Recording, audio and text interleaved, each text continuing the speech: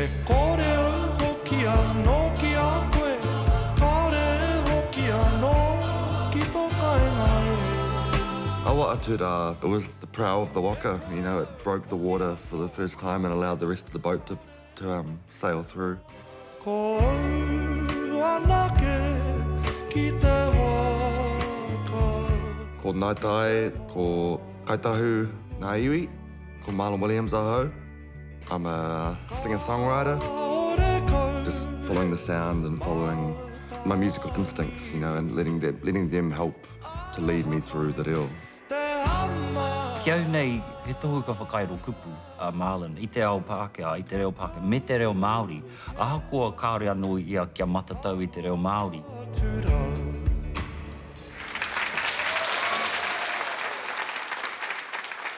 So, this is your first totally te reo album, Marlon, which is a big thing, isn't it?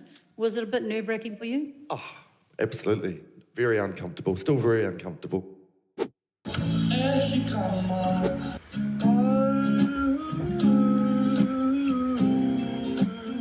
So, Awa Atura, it really was the first effort into writing in Māori. So it's a special song for me in that regard. Ka mate au ki te moana Māori e. No Marlon anō te whakaaro tūtahi o tērā waiata, he mea ka whakatō mai ka kare a roto. Pērā ki te waiata he te moke taka me te koiko a roto.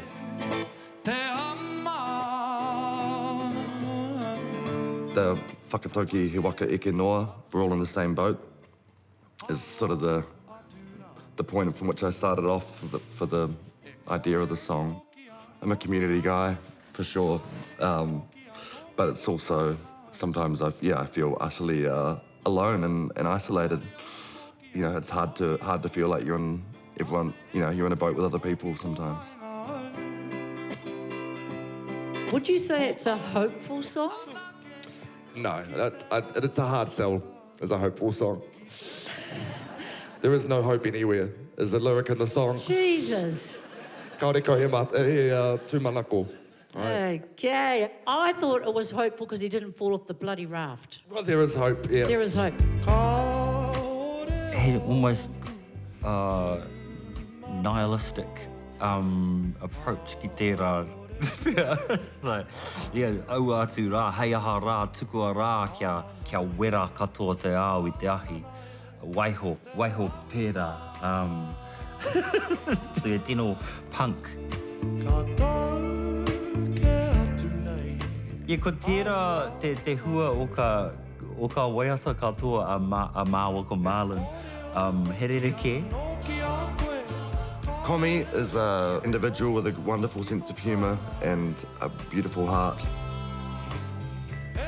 A lot of these songs were written by us putting our heads together from the start and working out what we wanted to say. So there was the pure collaboration has been a really lovely part of it.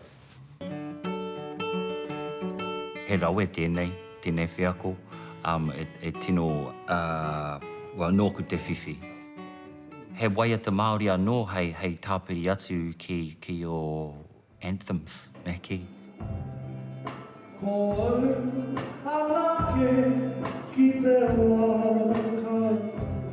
The language is under threat.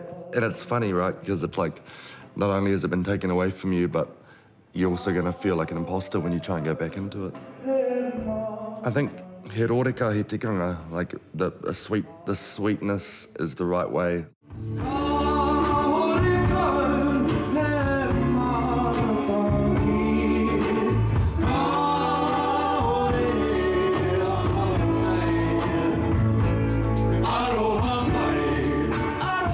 You've got to trust, just be fearless and let that be the guide that sort of gets you into the world, and then the rest sort of flows on from there.